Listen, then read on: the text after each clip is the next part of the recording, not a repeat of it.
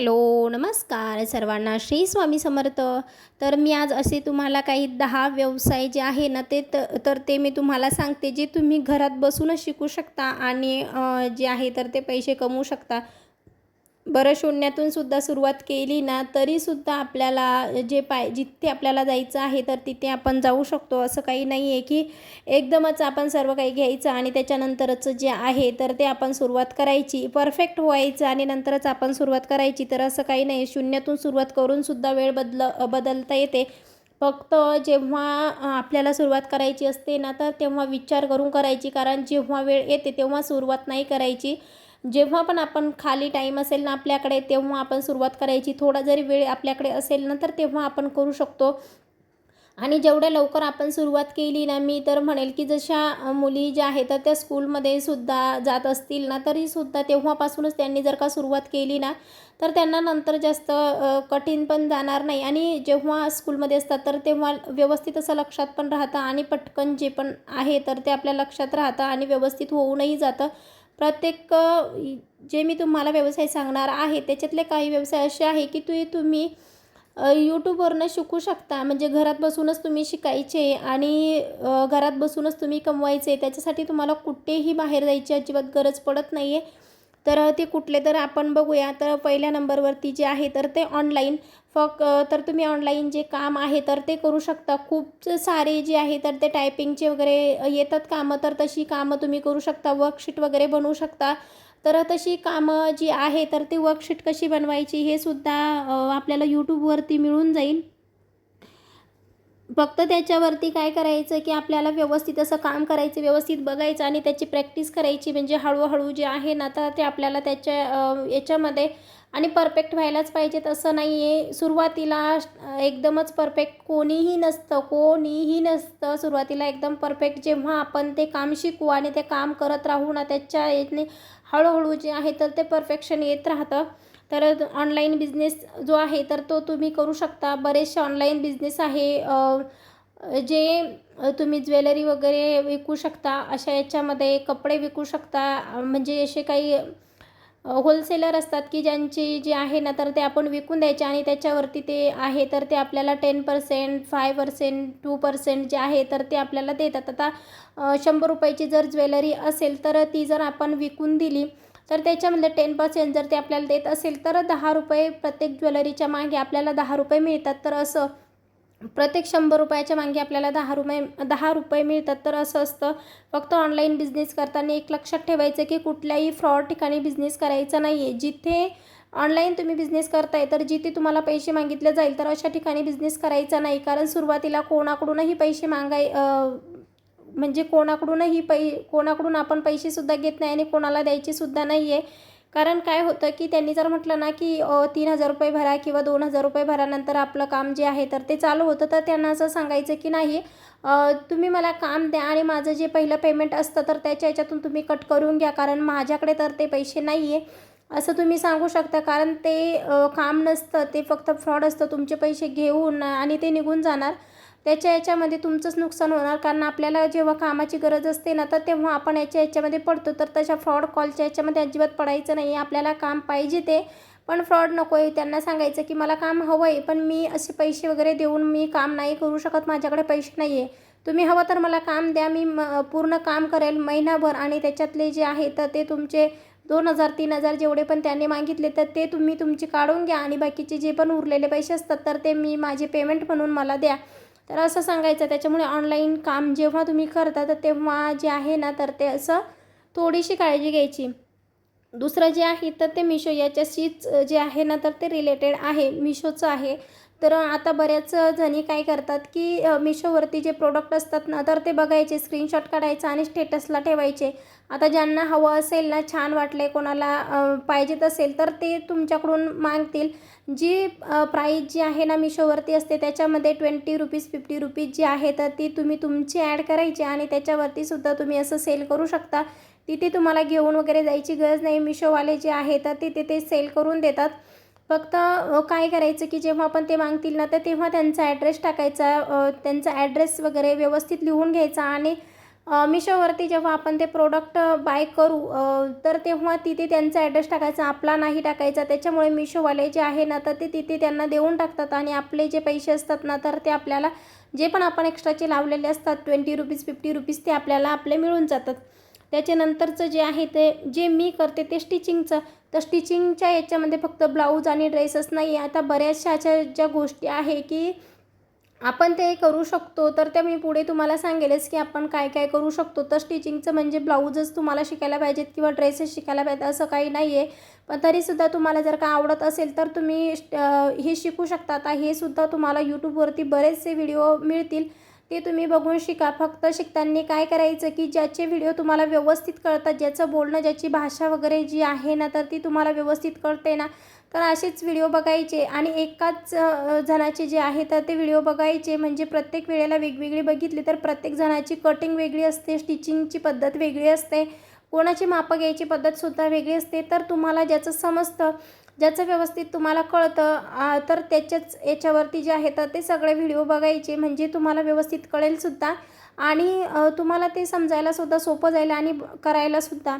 त्याच्यानंतरचा जो बिझनेस आहे तर तो आहे मेहंदीचा. तर मेहंदी क्लास तुम्ही करू शकता, तो सुद्धा आपल्या यूट्यूबवरती आहे. आता असं कुठल्याच जे आहे ना तर ते नाही आहे की जे आपल्या यूट्यूबवरती शिकायला भेटत नाही आहे. बरेचसे जे असे व्हिडिओ असतात ना तर ते टाकलेले असतात. मेहंदी क्लास एकदम स्टार्टिंगपासून तुम्ही शिकू शकता.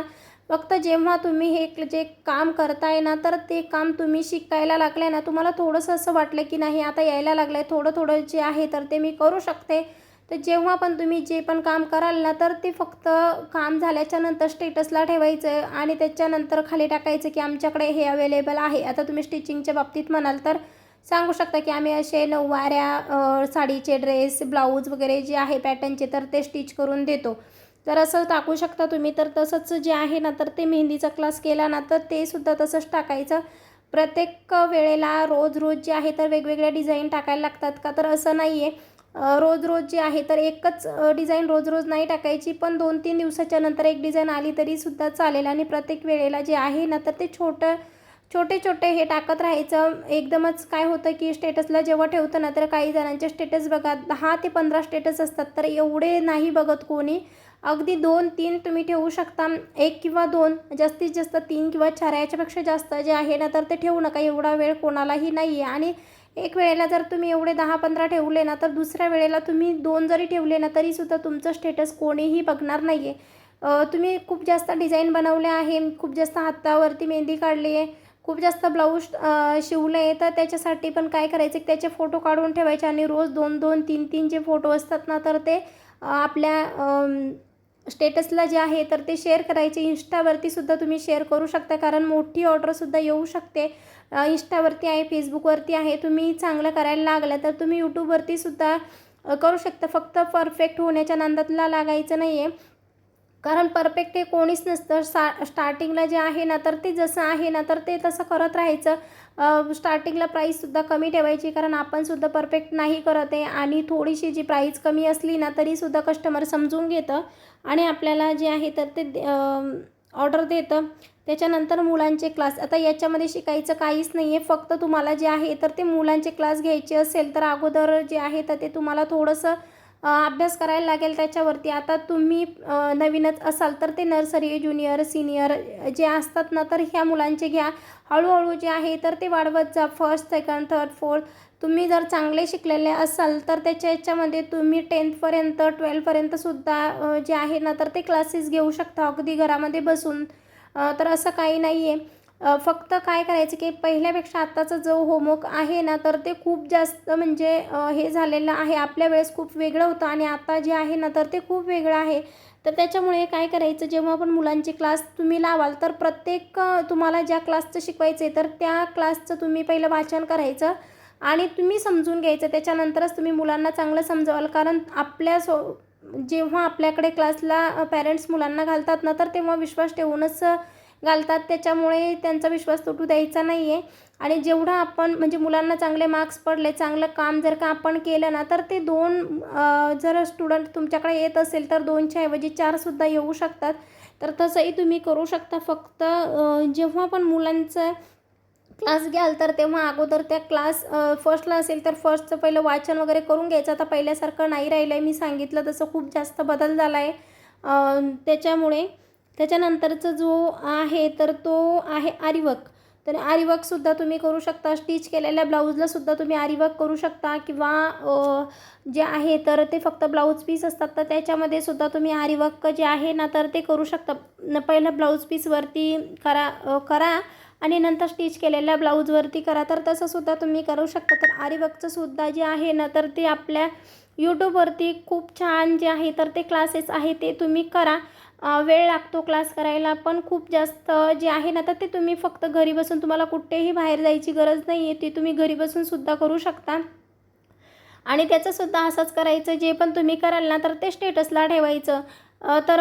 पहिलं जे आहे ना तर ते हळूहळू सुरुवात करायची. जेव्हा तुम्ही सुरुवात कराल तर मी सांगते ना प्रत्येक वेळेला की फिनिशिंग ठेवायची. काम कमी झालं तरीसुद्धा चालेल, फक्त फिनिशिंग व्यवस्थित पाहिजेत. म्हणजे फिनिशिंग असेल ना तर एखादी गोष्ट जरी आपण कस्टमरला बोललं ना की नाही ही गोष्ट मी नाही करू शकत, हवं तर याच्यामध्ये मी अजून तुम्हाला चांगली फिनिशिंग देऊ शकते, तर कस्टमर जे आहे ना तर ते तयार होऊन जातं. त्याच्यानंतरचं जे आहे तर ते आहे टिफिन सर्व्हिस. तर टिफिन सर्व्हिससुद्धा तुम्ही देऊ शकता. आता त्याच्यासाठी शिकायला काहीच पाहिजेत नाही आहे, फक्त जे आहे तर ते तुम्ही तुमच्या इकडचं ज्या भाज्या वगैरे असतात तर त्या बनवू शकता.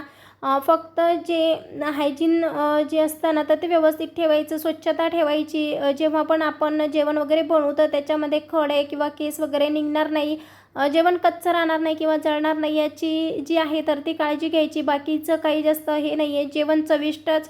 प्रत्येकच भाजी हॉटेलसारखी बनायला पाहिजे असं काही नाही आहे, काही गावठीसारखीसुद्धा बनवावी लागते. कारण काही भाजीला जे आहे ना तर ते काजूची पेस्ट वगैरे घालायला लागते आणि काही भाजीला फक्त हिरवी मिरची आणि लसूण जे आहे तर ते ठेचून घातला ना तरीसुद्धा तिची जी टेस्ट असते तर ती खूप छान येते. तर असं असतं प्रत्येक वेळेला जे आहे तर ते हॉटेलसारखं जेवण नको आहे. घरगुती आपण बनवतो आहे तर घरगुती जी टेस्ट आहे ना तर ती आणायची त्याला. त्याच्यासाठी काही शिकायला लागत नाही आहे. तुमच्याकडे जे पण हे आहे ना वस्तू तर त्याच्यामध्ये तुम्ही सुरू करून द्यायचं. पहिलं स्टार्टिंगला थोडे कमी मुलं घ्यायची, 2-3 मुलं जी आहे ना तर ती घ्यायची. त्याच्यानंतर जे आहे तर ते तुम्ही वाढू शकता. फक्त स्वच्छता ठेवायची आणि व्यवस्थित जे आहे मी सांगितलं तसं की खडे किंवा केस निघायला नको, कच्चं राहायला नको किंवा जास्त शिजायला पण म्हणजे जळायला पण नको. तर अशा ह्याच्यामध्ये लक्ष ठेवायचं आणि ते सुद्धा तुम्ही घरी बसून करू शकता. त्याच्यानंतर जे आहे तर ते आता ट्रेंड आलेलं आहे ज्वेलरी मेकिंग. आता ते तुम्ही कपड्याची सुद्धा बनवू शकता किंवा डायमंडची फॉल्सची असते. तर अशी जी आहे ना तर ती सुद्धा तुम्ही बनवू शकता. ती तुम्ही हळूहळू जी आहे ना तर ते शिकू शकता. कपड्याची ज्वेलरी जी आहे ना ती सुद्धा खूप छान जी आहे तर ते ट्रेंडिंगमध्ये आहे, तेही तुम्ही करू शकता. मस्त म्हणजे जास्त हे शिकायची गरज नाही आहे. हळूहळू तुम्ही जर का 2-3 डिझाईन जरी शिकल्या ना तर हळूहळू जे आहे ना तर ती तुम्हाला बघितल्याच्या नंतर एखादी ज्वेलरी तुम्ही बघितली ना, एखादा नेकलेस, तर तुम्हाला आयडिया येऊन जाते की हा कसा बनवला आहे आणि किती सामान लागलं असेल. तर जेव्हा आपण त्या याच्यामध्ये जाऊ ना तर तसंच आपल्याला कळत जातं.